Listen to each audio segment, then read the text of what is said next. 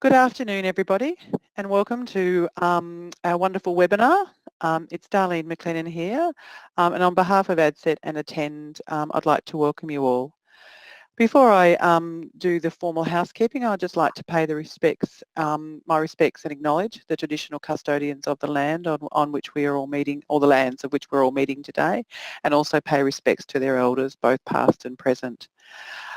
Today it's fantastic. We actually have a panel discussion, which is the first time we've tried this. So we've actually had the last 15 minutes of nerve-wracking, and our own mental health isn't very good because we're still shaking, but hopefully we'll settle into this panel discussion. We will be taking questions at the end of the presentation, but throughout the presentation, if you have any questions, please add that to the question pod. The technology we're using today isn't as accessible as we had hoped it could be. So if any screen readers are actually using the GoTo platform today and would like to ask a question or have any issues or problems, they can email us on ADCET, which is adcet.admin@utas.edu.au, and we will be able to ask those questions. The webinar is being live captioned today by Bradley Reporting. It will be recorded and it will be placed on ADCET after the recording, which is fantastic for those who have been unable to catch it today. It's been a very popular topic, I think, for a number of people, or all of us within the further education sector, see this as an important topic, and it's going to be fantastic to hear the panel discussion today. The presentation or panel should run for around 40 or 50 minutes, and then we'll have the questions at the end. We may try to unmute people if they would like to speak and ask their question. Otherwise, I'm happy to ask the question if you write it into the question pod. Also, if you have any technical difficulties throughout the presentation, let's hope it's you and not us, you can email us at adcet.admin@utas.edu.au. Wendy is our facilitator of this panel discussion today, so I'm going to allow Wendy to introduce herself and the other panel members. So I'll hand over to Wendy, and I hope you all enjoy this panel discussion. Thank you. Great. Thanks very much for that, Darlene, and also to ADCET for giving us the opportunity to present this webinar today on gender diversity and mental illness and support for LGBTIQ students. Hello everybody, my name is Wendy Powers and I'll be facilitating this session today, and have a panel of experts from an LGBTIQ background. And so they will provide a range of experiences and advice and insight on how best to work with this cohort of students. So why am I here? I am a teacher, and I've been working on a particular module at La Trobe here on how inclusive is my subject to support students with very diverse needs.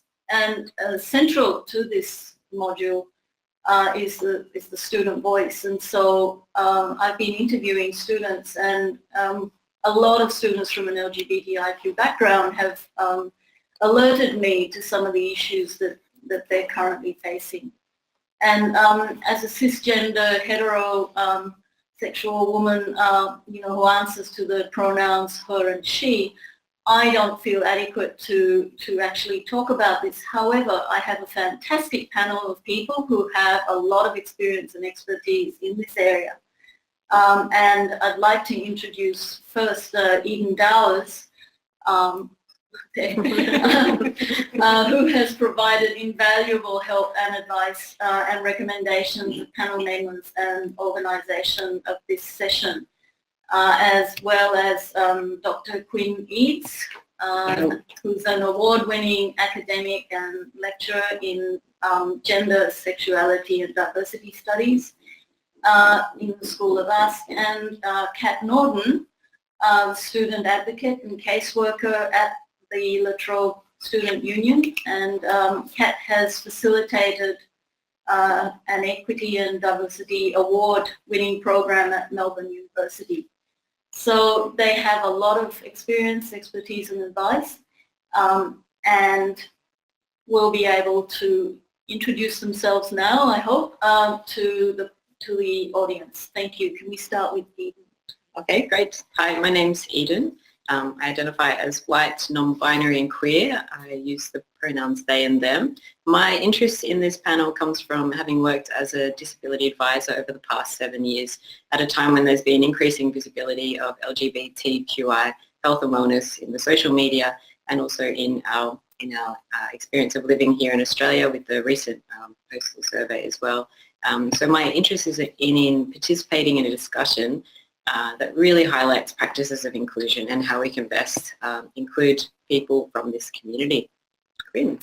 Yeah, my name's Quinn. I am an academic and a poet and a performer.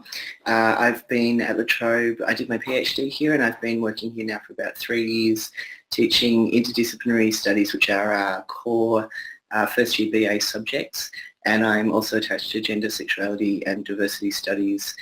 And at the moment I'm on a 3-year full-time research fellowship, which is amazing, and I'm setting up a practice-led research creative lab called Trans Queer Create, which focuses on getting LGBTIQ stories out of our communities and into the public to increase the chances of people understanding a little bit more about us and being able to speak confidently to us and with us.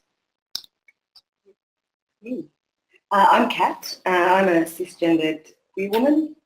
My interest is in building resilient, healthy young people in a just space. I've worked for many years with LGBTIQ students who are in that very early stage of coming out or even not quite coming out, looking at the barriers to acceptance, the barriers to them coming out, the barriers to them having positive mental health experiences, and that's something that really means a lot to me, and I think it's important that we look after young people in that space in their lives.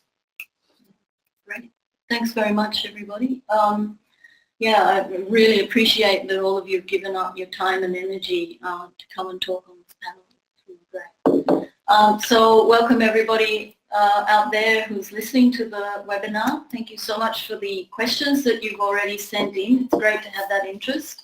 We'll certainly do our best to answer them as best we can. But we're aware that we've got a limited amount of time, but we're happy to continue the conversation after the session through email, means.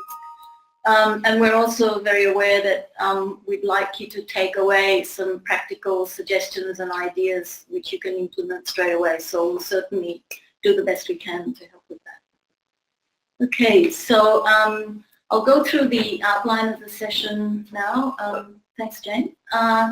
So we'll look at the first scenario is basically looking at the assumptions and the impact of the assumptions on people and how traumatic that can be.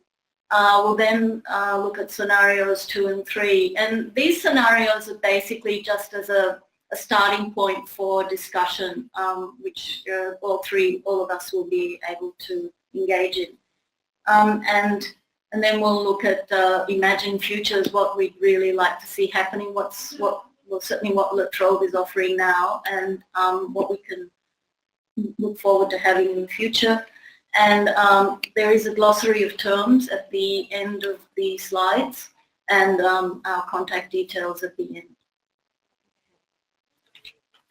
So I'd like to start with just going through briefly looking at the next slide, please, Jane, which is the assumptions. Yep, thanks. This was actually based on a conversation that I did have with one of our students, and it actually really relates very well to her experience because, in general, everyone is presumed to be heterosexual, person's gender corresponds to their sex. And if these assumptions are challenged, it can result in bias, discrimination, marginalisation and abuse. And this particular student, her experience was she'd been to a Pride Day celebration. Everything was going really well. She was feeling quite high. She'd helped pack up everything, and it was fairly late, getting late in the evening. She was walking back, and she was accosted by 5 young men who were walking past her and making quite derogatory, lewd comments about her appearance and what they would do with her at a sexual level. And she was so devastated by that. We're talking about the impact that some of these assumptions and behaviours can have on people. That she felt very, very unsafe. She felt frightened going back. She was afraid to come back on campus because she didn't know what to expect in the future from, she didn't feel like she could really go out. And it caused her quite a considerable amount of psychological distress, and also, she has attempted suicide. And this wasn't the first instance, though, that she had experienced that. So, she had been willing to identify and come out, but, some of the consequences were really quite dramatic for her. Kat, could you please talk about that, because from your experience of, your students with coming out and some of the consequences for them? What has been... Sure. So I think we probably all know that there's such a diverse range of students at any university. So they're all coming from different backgrounds and places. So, I mean, it very much depends on the individual, I guess, what's at stake for them. Certainly what I came across with the support group that I worked on for many years was that there were a number of consequences that people were afraid of, whether they were perceived or real consequences, but that those perceived consequences build up a number of barriers to either being out in a public sense or even out to yourself. So, I mean, those things include obviously your religious or faith background, your culture, any internalised discrimination that you might have as well that's come from family or social groups. Definitely a fear of being rejected, loss of relationships with people that you have, loss of a future that you had perceived for yourself or that has been sort of placed upon you as an expectation. And certainly I think one of the things that we underestimate is, and I think Quinn's going to talk about this later, is the power of language. And I mean, a lot of young people may not even have the words yet to even conceptualise the possibilities of what they might be and who they might be and who they could be. And so, certainly just feeling isolated and alone and like they're never going to understand this, who they are and the world that they're in. I certainly found that there were a lot of, we saw a lot of students that were at that really very early stage of questioning. So all they knew was that they didn't fit what they were seeing around them as the kind of cisgendered heterosexual norm. So for some of them, that was where they were at. They just knew that that wasn't them, but they didn't necessarily know what the them was. Mm-hmm.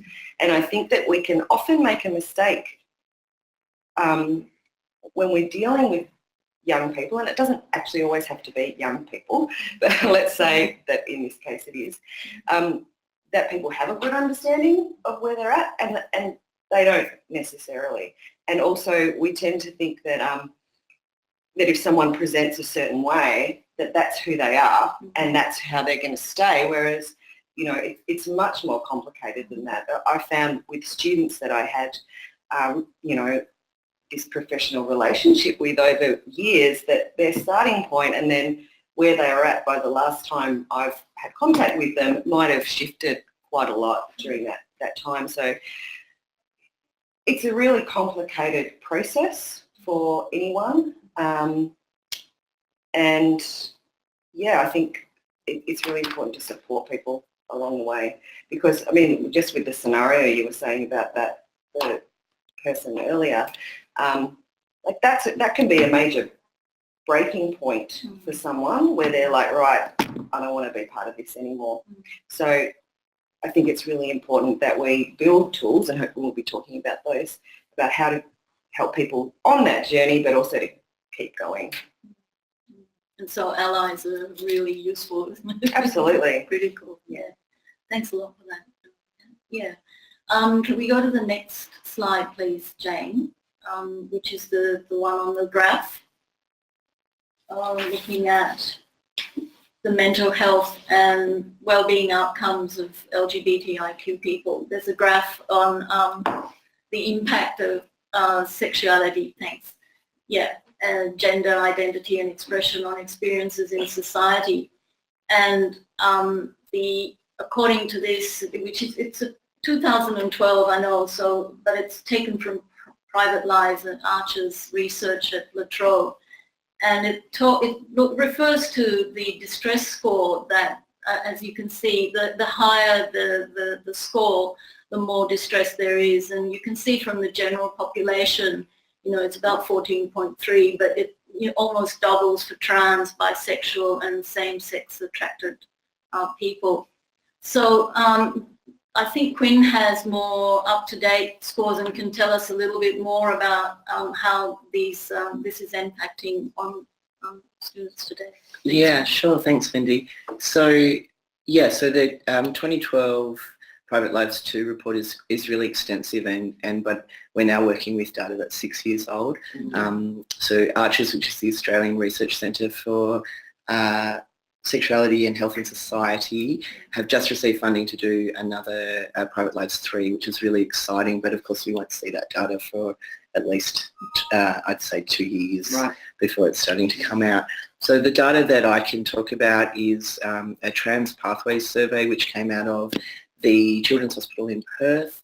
That was a very large survey of 14 to 24-year-olds, and the results of that, the statistic that stays with me and that I actually feel has sunk into my body and I carry with me every day, is that 48% of those respondents have attempted suicide. So we're not talking about suicide ideation, we're talking about moving into action to say, I can't actually cope in this society, being the person that I am. And I think that's really critical when we think about supporting LGBTIQ students and staff, that we understand that what we're also supporting are students and staff with serious mental health conditions.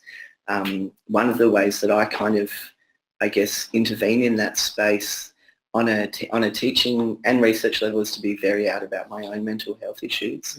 And I say that from the very first time I meet students in a class, that I live with severe and significant ongoing depression and anxiety, because I find that in order for students to want to speak to me about what's going on for them, I need to be willing to be vulnerable and to actually not do that that really traditional teaching method of, I'm going to know things about you, but you are never going to know anything about me.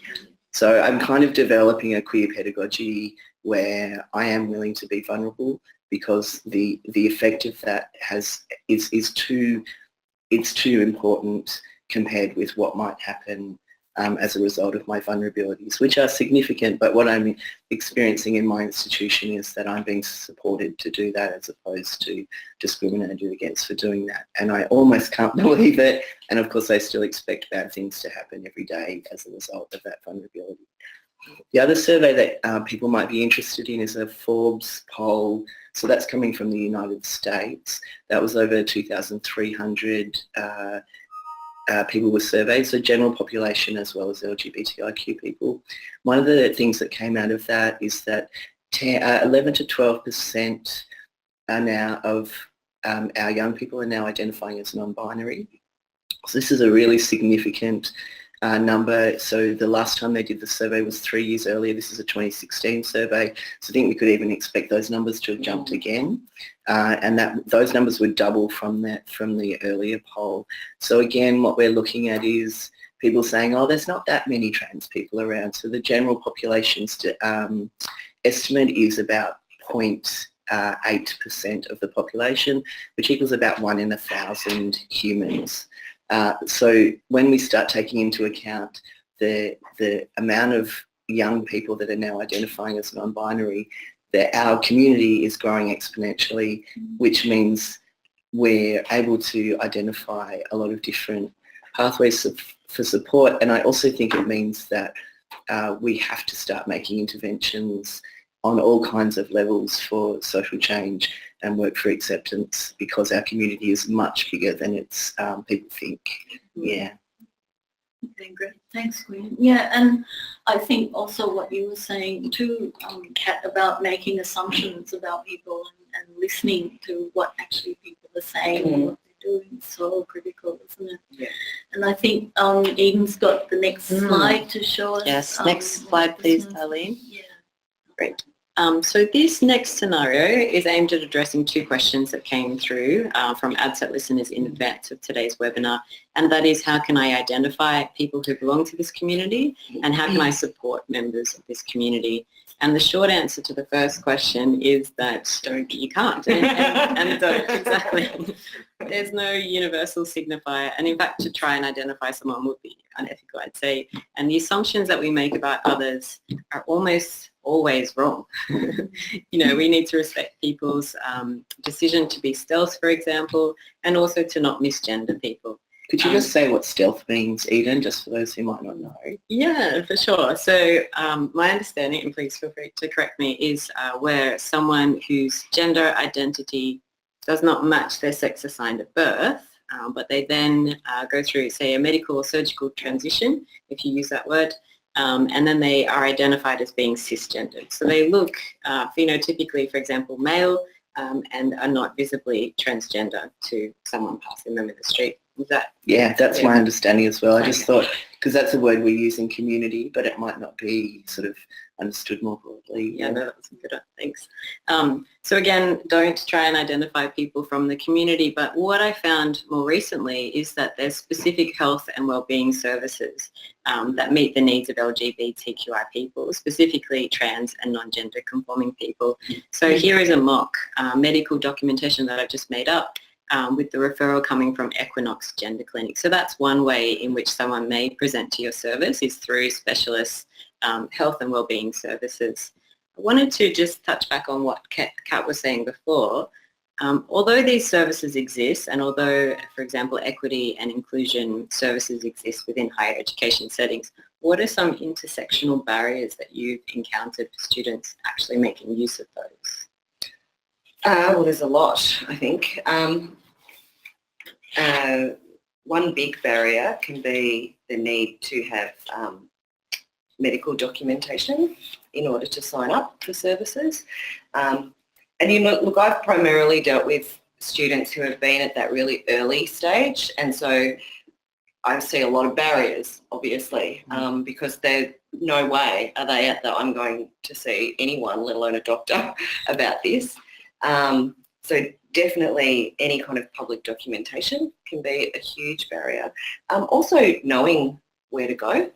I think when you have been a student for a really long time and then you work at a university, you kind of know what's out there, but I work at the student union, and so I see a lot of students, and it's surprising how little people can be kind of tapped into what's available to them.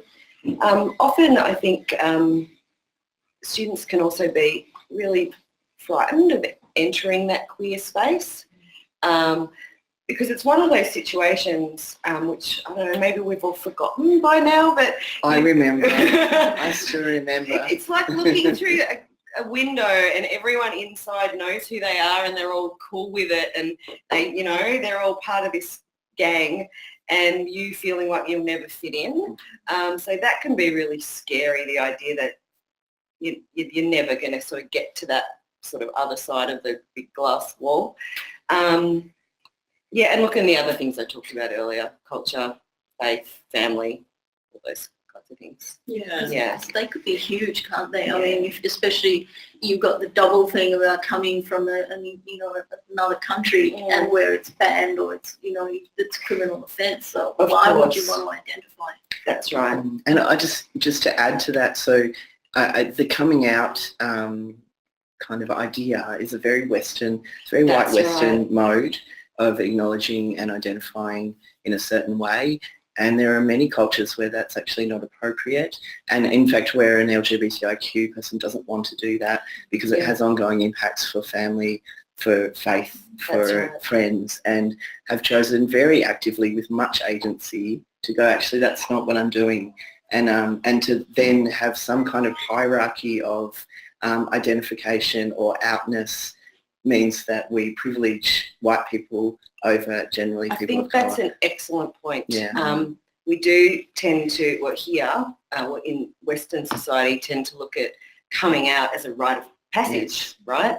Whereas, you know, one of the things that was really important to me was that this is not a thing that you ever have to do. Yes. If you don't want to, your safety, you know, your life goals, all the things are much more important than you checking off this box that maybe something in my culture is seen as something you can do. Also, I mean, there's issues with coming out as a concept because it sort of necessarily defines it as something that you just do this one time and then you've done it, whereas it's really a day by day, every day kind of process that goes on forever. Yeah. Yeah, definitely. And you have to educate people all the time. That's right. Yeah, and people demand from me to educate them. That's right. So they will quite happily just go, educate me, and I need to learn as if I'm the carrier of all knowledge. That's right. Yeah. And I mean, I think that's another barrier as well for students is finding someone that you're comfortable talking to because, you know, I can't be all things to all people. None of us can. So, yeah, finding someone that you can build that trust with in order to have the conversations that you need to have, I think, can be really difficult. You know, counselling services are flat chat at university, as are all sort of student support services. So, you know, even finding a window in, I think, can be difficult. And so I imagine, Quinn, that, yeah, as an academic, as an out academic, that's students would be making a beeline. Here's someone that I can talk to and yeah. And they do, and I will never refuse that kind of connection. And in fact, I invite and welcome it, but it does mean that I perform extra emotional labour every day in various ways. It also, as an out queer and trans academic, means that I do more hidden labour in terms of peer reviews, PhD, masters and honours examinations and supervisions, because there are so few of us that are in this space and then also researching in this area, that means that I'm one of a handful. Whereas if you've got someone doing, I don't know, Bronte, studying Bronte, or I don't know, Mills or whatever it is, obviously I'm in humanities, you can tell from the way I'm talking, then there are a whole range of academics that you can go, okay, this person's working in romantic literature. The people that are working in queer trans spaces specifically are very small in number, actually globally, not just even here. Yeah. It's amazing you find time to write. I'm not quite sure how I do that. Not to mention the sense of responsibility that you carry around. Yeah. You know, I think it can be really difficult to feel like you've got to get it right. Well, I don't want to get this wrong. Yeah, one of the things I find is that I feel like I'm often carrying mental health, other students' mental health, and staff members too, in my hands, and that if I lapse in my attention, because what happens is people will contact and then disengage because it's such a challenging situation, and so the only way to keep supporting is to check in, send an email, say hello, do that work of keeping on contacting, and then I find out that student's in a really bad way. It's very hard not to feel responsible for that. Yeah, absolutely. So did you want to add anything more? I guess shifting more to, okay, what can we do in our everyday practice and interactions to ensure that we're being inclusive? And what I've highlighted on this document is the use of pronoun here. And one of the critical things I hope that is taken away from today's webinar is the power of language in this space, and practices of inclusion, which I think we spoke about this earlier this week, asking someone, what is your preferred name and what pronouns do you use? And asking preferably everyone, because you can't assume membership to this category, which is quite heterogeneous and broad. And often as disability advisors, you're writing documentation about people or communicating about a student situation. So it's really critical from the outset that you ask those questions so that you're not misrepresenting someone or overlooking a critical identity for them. Yeah, I think you're absolutely right. I think you need to ask everyone that, because you don't know how someone else identifies, and you know, I'm pretty sure that most of the time any of us would get it wrong, you know. So, and I also, I mean, in a teaching situation, you're dealing with groups of people, so I think it's really important to set that up as a norm, that this is something that we all do together, and this is the kind of space that we're in. I don't think we should be singling people out because we think that they might be part of the community, because not just because we could be wrong, but because maybe they don't know they are yet, you know, even if we have correctly picked it. Yeah, I feel like setting up that space could just really nip a lot of issues in the bud later on. It's kind of a similar process, I think. Like, I think people are starting to get good at asking for pronouns and preferred names, but it's only, if that's coming from a cis person, it's because they've identified me as a potential trans person. It's not because they're asking everyone. And it reminds me actually of the horrendous habit that white folk have in this country of asking people of colour where they're from. You know, and never asking a white person, where are you from? So we're all from somewhere that is not this place, you know, and there's a similar thing that goes on in terms of power about situating. So the questioner situates themselves in the centre and says, you're in the margins, but I recognise that and I'm going to ask you about it. And that actually can have this kind of effect of distancing rather than bringing closer. And so my strategy when that happens, so when a cis person says, oh, what are your pronouns? I'm thinking, yep, good on you for asking me, but then I'm going to go, and what are your pronouns? Which generally makes people kind of look pale and like they're a bit fainty, you know, and they'll stumble. And so one strategy for cis people listening in on the webinar is actually to just be able to stand in front of the mirror and practice and say, hey, my name's Lisa and my pronouns are she, her, you know, whatever that is, so that you can actually just smoothly return, you know, or rather than saying, what are your pronouns, just say, hi, my name's Quinn, my pronouns are he, him, or they, them. So I'm offering an invitation then. I'm not saying I've identified you as a marginal identity. Yeah, it's quite good because it alerts you to the whole issue then when you do that.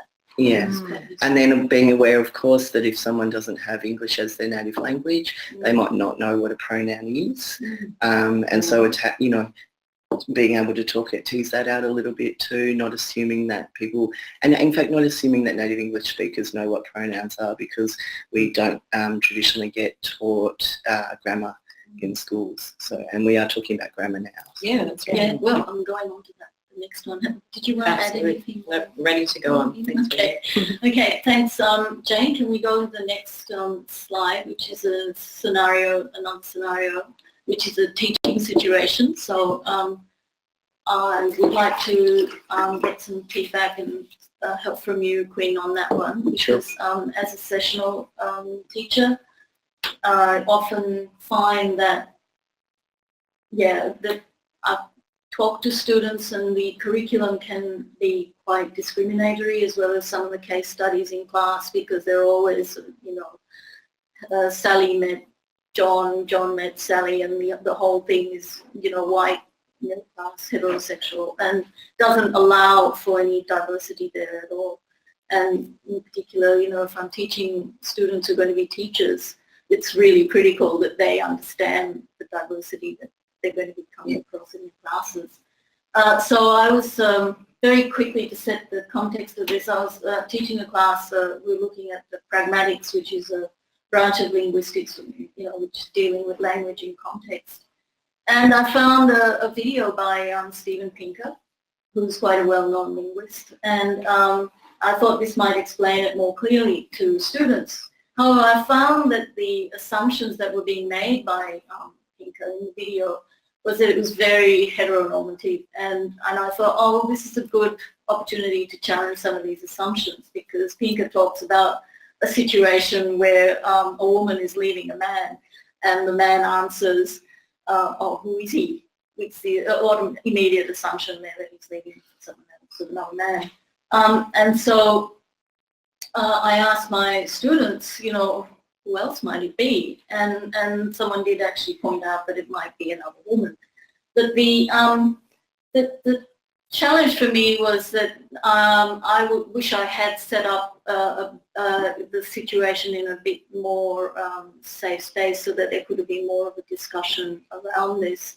And I'm just wondering what strategies you could suggest for anybody who's teaching this space. Yeah, thanks, Wendy. So one of the things, I think I've talked about it a little bit already, but one of the things I do as soon as I step into a teaching space, you know, week one we all go in, we write our names and our phone numbers and emails and consultation hours on the board. I also write my pronouns down there and then talk about pronouns. The next thing I do is when I've got the role, I call out the names and then I say, please give me your preferred name. And then I make sure that I refer to that student as their preferred name. And then I will often now, because finally La Trobe has a system where students can actually select a preferred name for administrative purposes. You mean so it'll be in the system? So it'll be in the system, yeah. It's manual, it's not perfect yet, but we're starting to acknowledge that. So, and then talking to the student about, hey, did you know that you could change your name to your preferred name for your university administrative paperwork? Because something that gets to me really quite significantly in terms of microaggression, daily microaggressions as a trans person, is being addressed incorrectly on paper and in official documents. And that's, you know, for instance, to change my, I got my PhD before I transitioned, so to change my testament I would have to pay $130 to get it into my preferred name. I did an honours examination last year. They were going to pay me $100, but I would have had to pay, but they wanted a copy of my testament, so to do that I would have had to pay $130, and I just went, actually I'll just do that for free. So, and I think it does impact the way students feel when they apply for work and for how they carry that documentation with them through their lives. So they're really basic things around setting up a safe space. Other things that I do is to speak very consciously using gender neutral pronouns. So we've had a lot of discussion in public and in LGBTI communities about the use of they, them. Cis heterosexual people just need to get used to it. They need to stop saying we need to stop saying that's really hard for me. Oh, but I'm confused. It's they, them has been used as a singular pronoun since the 14th century. We all know how to do it. So one of the ways I teach people about how to do it is I say, imagine there's a person called, Eden. Imagine there's a person called Eden and Eden is not in the room and you've never met them before. How are you going to speak about that person? Has Eden arrived yet? Do they know where the room is? Do they know what time the class starts? It's very basic kind of scenarios that point out that you already know how to speak like this and you need to operationalise it in your daily language. So the other thing I talk about is because I come out immediately when I walk into the classroom, and that's a strategy I use to bring LGBTIQ students closer to me so they know they have a safe space in terms of talking to me in private, is to identify myself straight away and make sure that they know that they can come to me, but also to make sure that every student feels like I'm going to be open and be able to hear them in whatever way they need to speak to me. Teaching materials are really important. So you were talking about the classic Wendy and John situation. So when we're teaching, we'll often give case stories or scenarios. Having a bank of non-Anglo names in your head is really important. We have incredibly diverse student bodies. La Trobe is far from the kind of G08 cohort that you would see. So I need to be able to say Ahmed and Lakshmi met, you know, rather than John and Mary. So, and that's about cultural safety, intersectional cultural safety. So if we're going to do cultural safety for LGBTIQ folk, we need to be able to do it for I need to be able to do it as a white person for people of colour. I need to be able to do it for First Nations people. I need to be able to do it for neurodiverse people, for people with a disability, for class differences, for age differences. And that can sound very overwhelming, but it's actually, it's something that you can learn to do. You can sit down and teach yourself. And it's about internal practice and even speaking out loud by yourself in the mirror as well, like being very, very conscious about the ways that, because pronouns are also about power. So if I'm saying we when I'm talking about First Nations people, I'm talking about all white people, you know, and I'm putting First Nations people somewhere else. So language is just so, so important in the ways that we make and create social change. Absolutely. And I think also asking students, you know, when it comes to the curriculum, and if we're changing how we're going to deliver it, I think getting the students from very diverse backgrounds to actually give some input into how we deliver it. Yes. Yeah. Okay, thank you. Okay, so let's move on now to imagined futures. The next slide, Jane. Okay, what would we like to see happen? I'd like to just touch briefly before we go on to that, like the Trove does have a lot of LGBTIQ services, you know, for counselling and queer counsellors as well, and peer support groups, as well as the Ally Network and the training, though I'm aware that, you know, just doing my training once is not going to be enough. I really need to keep updating my skills in that area. And requiring LGBTIQ staff to do that training is inappropriate. So Eden and I sat through a very horrific, okay, I'm going to downgrade that. It was very hard. Right. It was a very hard day watching lots of people have light bulb moments about my life and then being kind of an example, a living example of what kind of prejudice and discrimination I might have experienced in my life. And it was, I need to be given this lanyard. I did it for a lanyard and a sign on my door because I wanted LGBTIQ students to know I was a safe person, and I wear this lanyard around campus very strategically and on purpose. But I did not need to do that training, you know. So that's a slight issue there. The allies need to do it, and some if people want to opt in, absolutely, because not everyone works in this area and has access to that knowledge. But I didn't need to. That was a form of micro trauma for me that I'm still processing actually, because we had a bit of a hug really. By the end of the day we were sort of leaning into each other, weren't we? Yeah. I think that's it, like kind of being there while people were having moments of realization around you for things that are your everyday. Yes. That was the moment where people were kind of going, oh, I never thought that I would have to hide a picture of myself and my partner from someone, or, you know, I never thought about that, and they were having epiphanies, you know, and I felt devastated that someone had never thought of that, you know, like the privilege of being able to move through the world like that. It's just kind of astonishing. Yeah, so again, that's that listening, isn't it, to each other, what each other's experiences are, and being open to it, and how we can unwittingly really say things that can really devastate people without realising whatever you.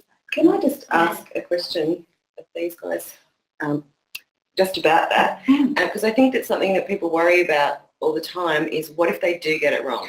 Yes. Yeah. What do I do? Oh my God, like I've had those experiences, you know, for example, at the doctor. Yes. Getting a pap smear, asking me about contraception. Yes. No, I'm not on contraception. Why aren't you on contraception? So you should be on contraception. No, I'm, you know, that thing. And then me saying, well, actually my partner's a woman, and the doctor saying, oh my God, I'm so sorry. Yeah. And I just wanted to say, okay, that's worse. Yeah. I wish you hadn't said that, because now we both feel really uncomfortable. Yeah. Before it was just me, and now it's both of us. So what do you think about what people should do when they get it wrong inevitably, as we all will at some point? Yeah. I think that's a really valid point. We will all get it wrong at some point. And I got it wrong. I think I got it wrong with you, and I think it worked both ways with name changes as well. Yeah. And it's just a matter of what I found most useful was to just keep going, to just, say the correct pronoun or the correct name, and then just keep moving on. Because I think to stop, as you were saying, like with that shock and that panic, makes you feel like you really impose hardship on that person. And I have something about not wanting to, make people feel like they're incorrect in that way. Yeah, my kids are amazing at this. And just, I mean, this is a perfect example of kind of what we don't see in people's lives. My 9-year-old is here with us at the moment, so I'm parenting he's got a cold, and I'm parenting at the same time as I'm working. Just as an example of what we don't see when students come to see us, and we're asking for medical documentation or reasons why they haven't been able to do an assessment, and there could be all kinds of things factoring into that.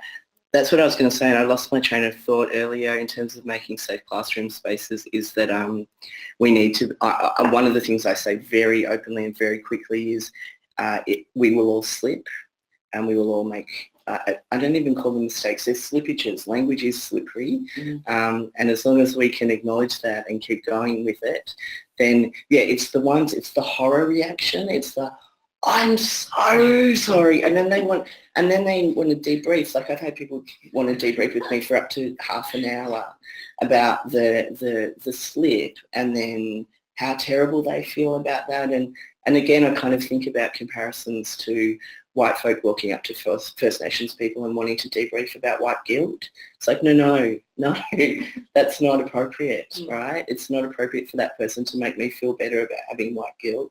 It's not appropriate for a cis person to get me to stand and do labour. So the internet is all over this stuff.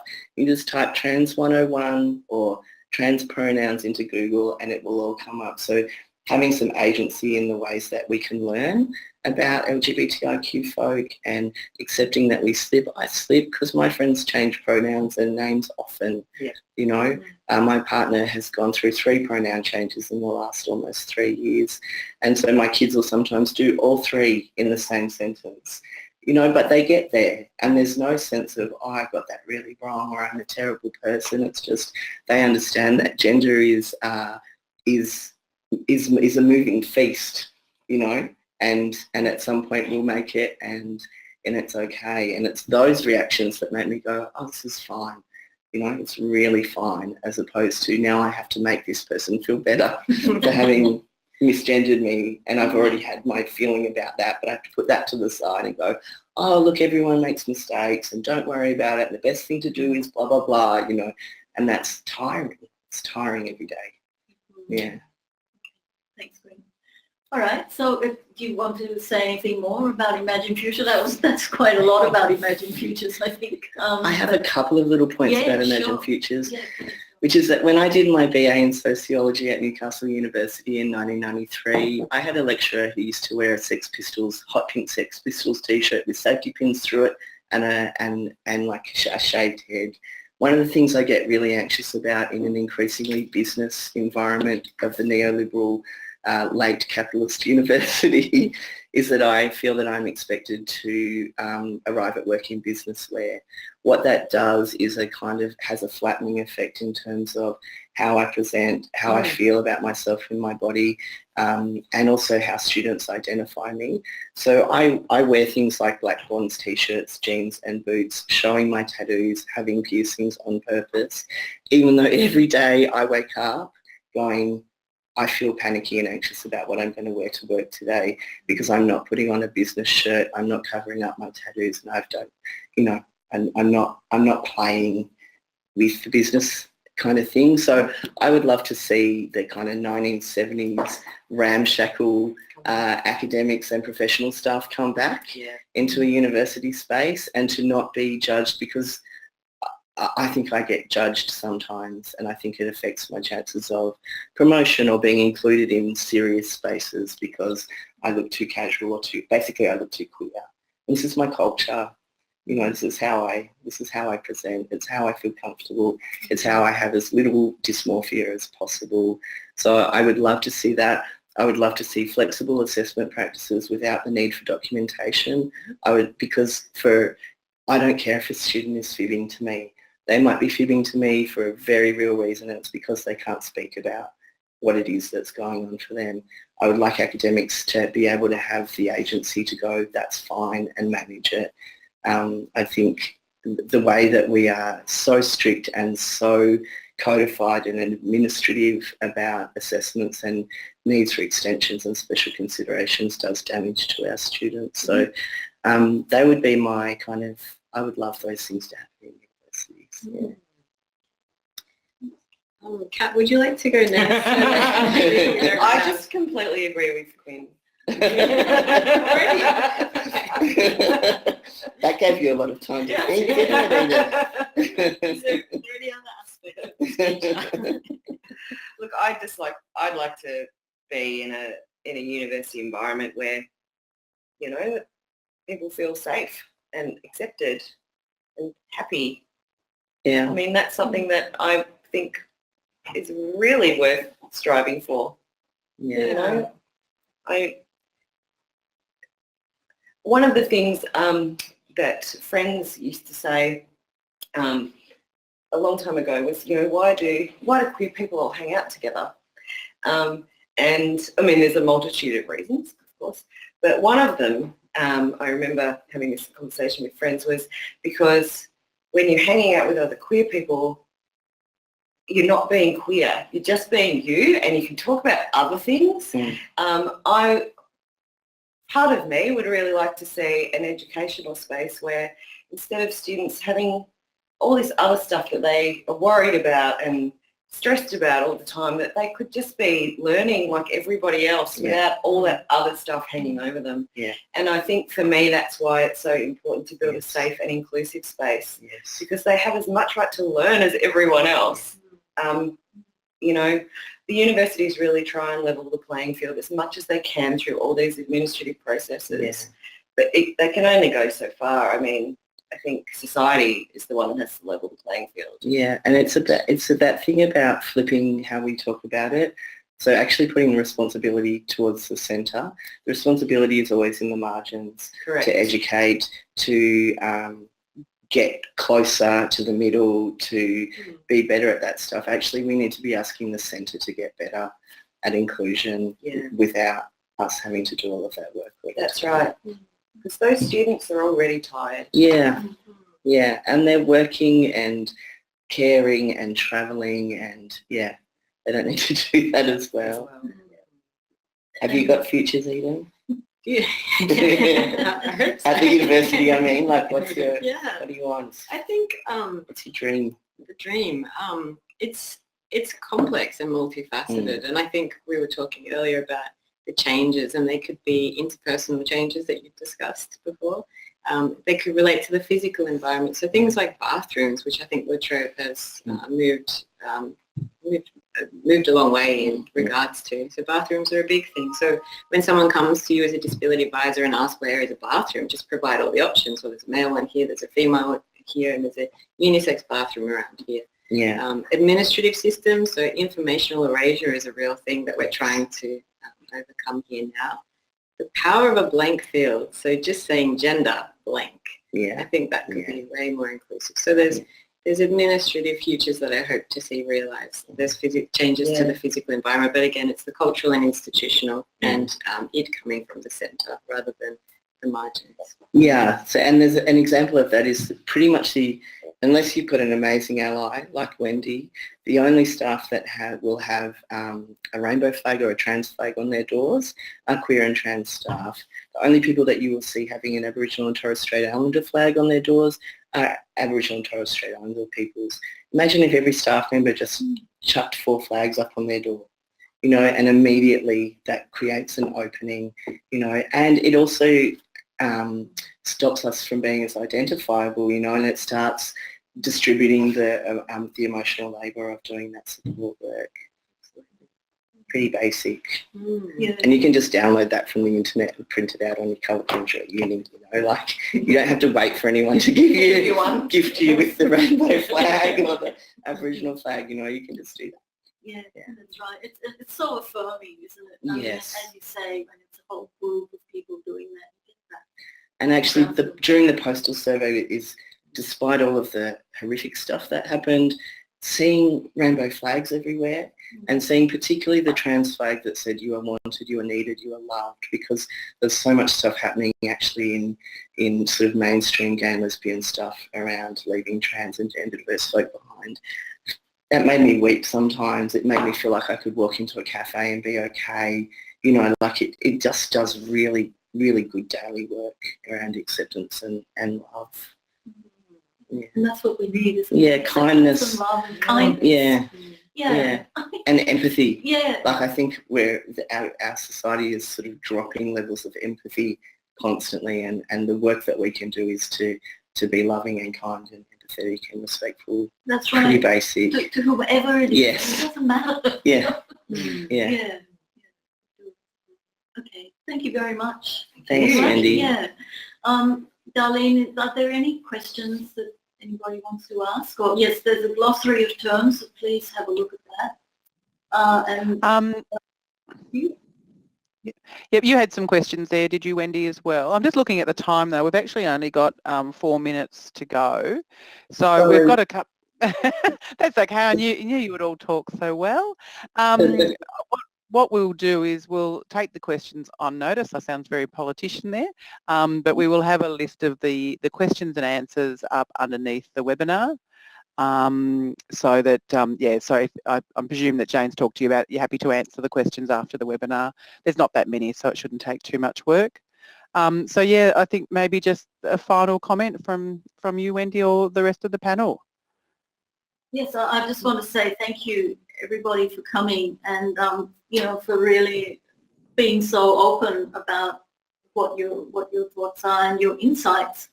It's really, really valuable, and I really appreciate ADCET for putting on this webinar. It's great. And any other comments anyone would like to make? Or? Allies are vital.